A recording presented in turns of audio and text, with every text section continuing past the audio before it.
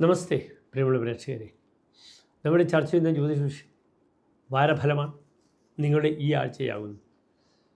നിങ്ങളുടെ ഈ ആഴ്ചയിൽ നാം ചർച്ച ചെയ്യുന്നത് 2026 ഏപ്രിൽ മാസം 7-ാം തീയതി മുതൽ 13-ാം തീയതി വരെയുള്ള ഒരു വാരക്കാലത്തെ ശുഭാശുഭ ഫലങ്ങളാണ്. ഈ ആഴ്ചത്തെ വാരഫലം ചർച്ച ചെയ്യുമ്പോൾ ഗ്രഹങ്ങളുടെ സ്ഥിതി കൂടി പ്രിയമുള്ള പ്രേക്ഷകർ മനസ്സിലാക്കുക.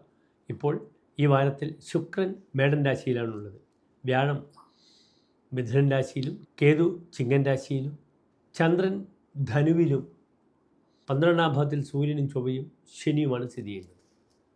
ഓരോ രാശിക്കാർക്കും ഈ വാരഫലം, ഈ വാരക്കാലം ആഴ്ച എപ്രകാരമായിരിക്കുമെന്നാണ് നാം ചർച്ച ചെയ്യുന്നത്.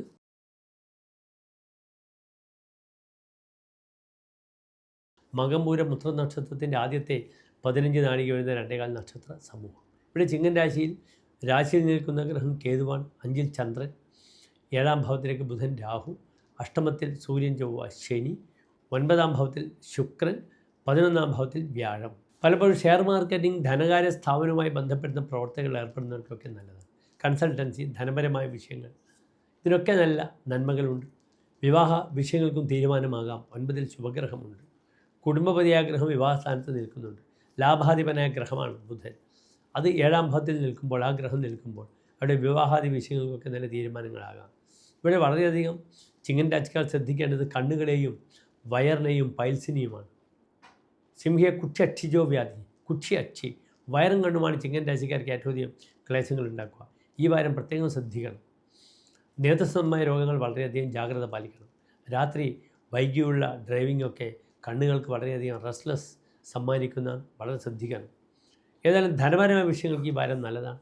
അതിനുമപ്പുറം കല്യാണം കഴിഞ്ഞ് നവദമ്പതികൾക്ക് നല്ല കുഞ്ഞിക്കാലം കാണാൻ വളരെ അനുകൂലമായ സമയമാണ്.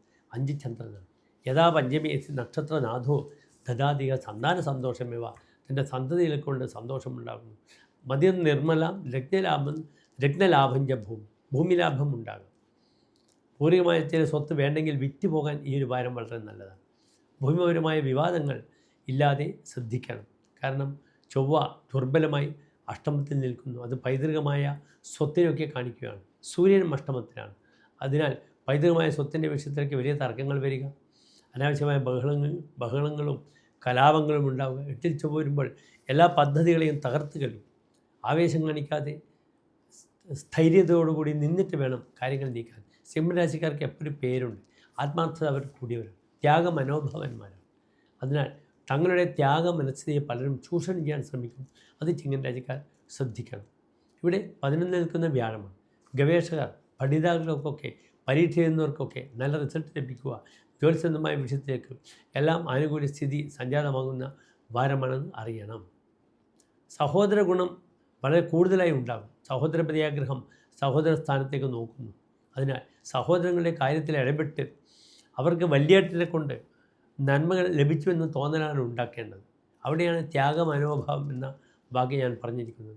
എല്ലാ ചിങ്ങൻ രാശിക്കാരും ഇവിടെ നിർബന്ധമായും ശിവക്ഷേത്രത്തിൽ കൂവളമാല, ജലധാര, ധർമ്മദൈവ സങ്കേതങ്ങൾ നിർബന്ധമായും ധർമ്മദൈവ പ്രീതി ചെയ്യുക. വിളക്കിലേക്ക് കണ്ണിയും തിരിയും സമർപ്പിക്കുക. എന്നിട്ട് ധർമ്മദൈവങ്ങളുടെ അനുഗ്രഹം വാങ്ങുക.